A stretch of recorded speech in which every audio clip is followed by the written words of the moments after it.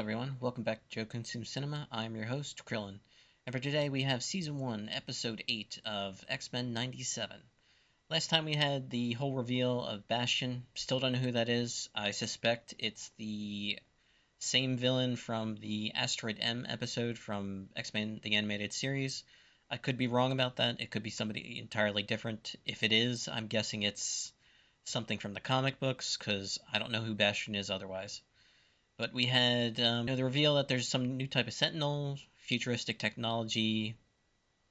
Cable showed back up again to help out, and kind of just progressed the storyline a little bit. We're still waiting for the return of Professor X and Storm.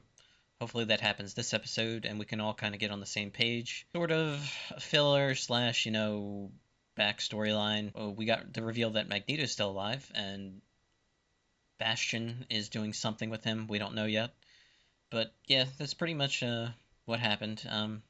I kind of just want to get right into this one. But as always, remember to blank, blank, and blank. I'm trying to get some traction for the channel, and any help you can give me there is always, much appreciated. All right, let's get right to it.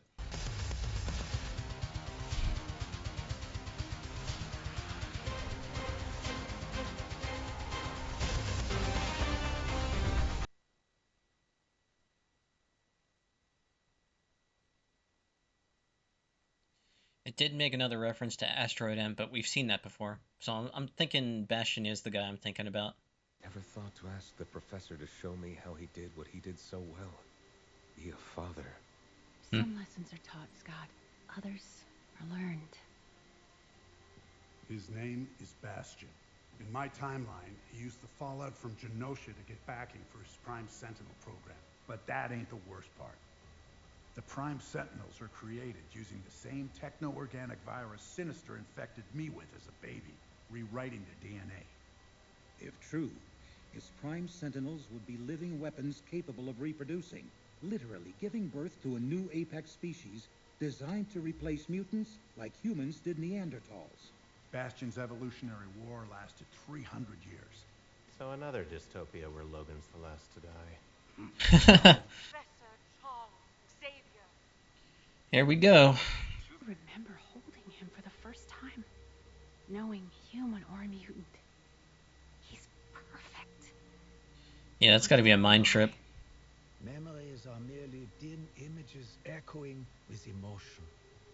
Does it matter if you heard his first cries? If you remember how it felt to hear them? Kurt's always great. I was abandoned by my mother Mystique as an infant. Despite our shared blood, I was too blue for her. Then, I met Rogue years later.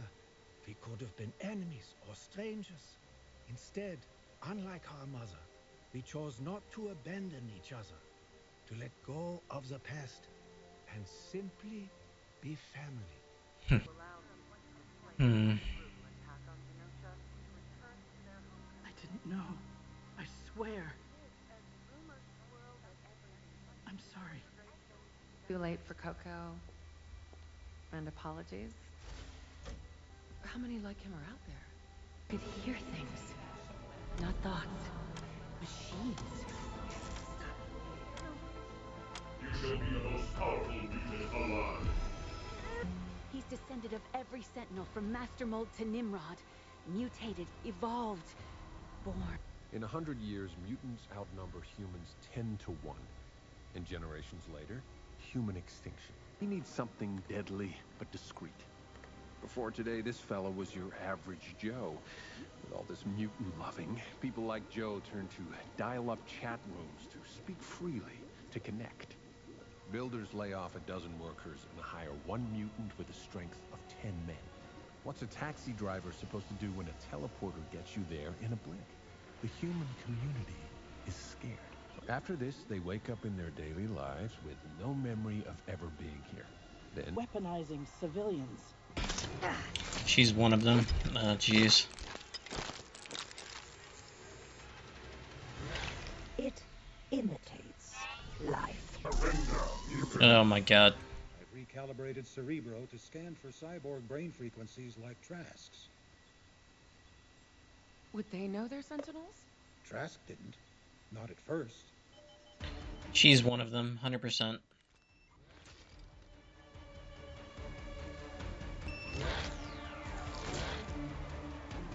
You'll spoil his surprise. Surrender, mutants. I gotta talk to Hank about his taste in women. Jeez. He's turned his entire hometown into... Nathan, Jean, run! Ooh, Juggernaut, bitch. I know it's Morph this time. I'm not getting fooled again, but still.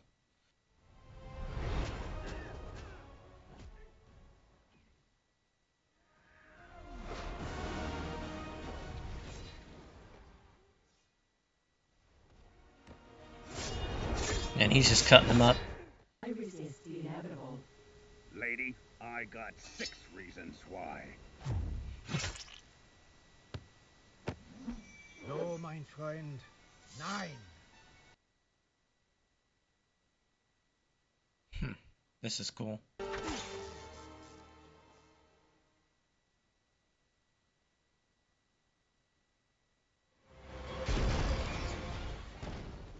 Jeez.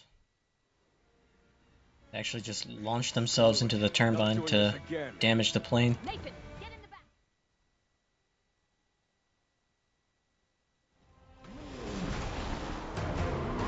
They're boxing us in. Time stop me anything when you can't go back. Plow forward! Okay, let's show these toasters why you don't screw with the Summers.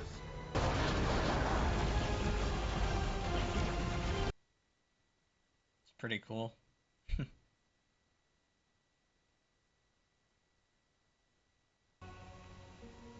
That human wretch let Magneto out. She's lost her mind. In Genosha, I felt a lot of things.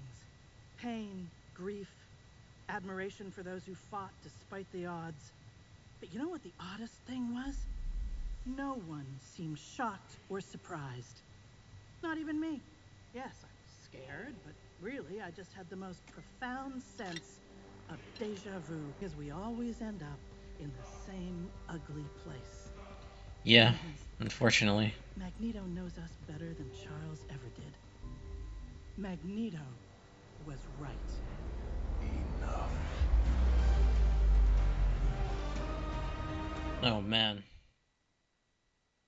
They are robots, so magnetism's gonna affect them. I think he's literally just turning off all the power throughout the world, everything. Yeah, he is. That's insane. Omega Red? Oh my god. Maybe don't turn off that one. Magneto actually did it. What? Saved our hides? No. Declared war. Where's the professor when you need him?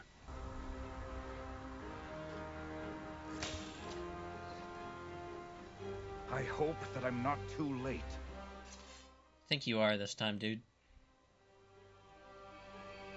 To me, my X-Men.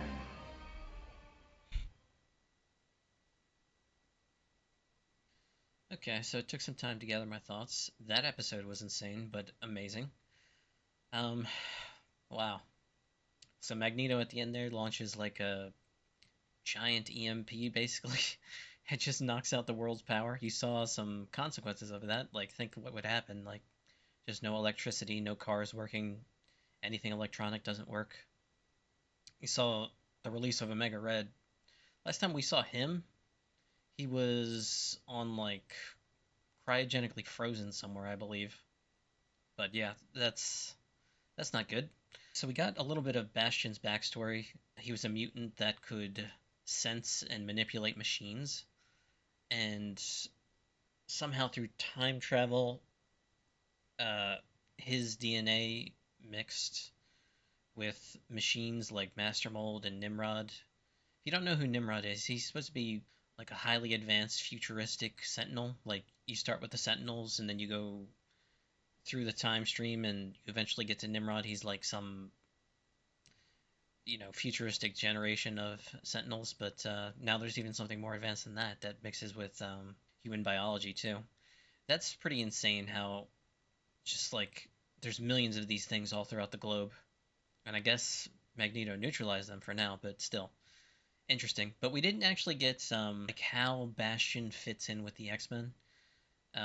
Sinister mentioned that Bastion was once one of those quote unquote failed '90s villains that the X-Men dealt with. So I'm not sure because the guy that I was thinking about from Asteroid M, he didn't have that kind of power. He had like a healing power almost, and he kind of transferred it to others, but he could take it back whenever he wanted. So yeah, I'm not sure now, but maybe it's not Apocalypse after all. I was thinking, they're gotta get to that at some point, but now that I've seen Bastion's backstory, I'm kind of doubting it, which is a shame because he's probably the best reoccurring villain in the '90s show for sure. But really good episode. So many great moments. The fight scene with Wolverine and Kurt there, with the swords and the claws, that was great. The fight scene with the Summers as they're driving through on the convertible, that was great too. Magneto's, EMP on the entire globe was great. And we get Charles back right at the end, but I don't know. I gotta tell you, I think Magneto's right at this point. Uh, it's kind of hard to make the argument otherwise, unfortunately, but we'll see. Maybe Charles will find a way. Yeah, really great episode. Definitely better than the previous two, except for, Remember It. Remember It in this one really stood out to me. Just just great TV. Yeah, that's kind of all I got.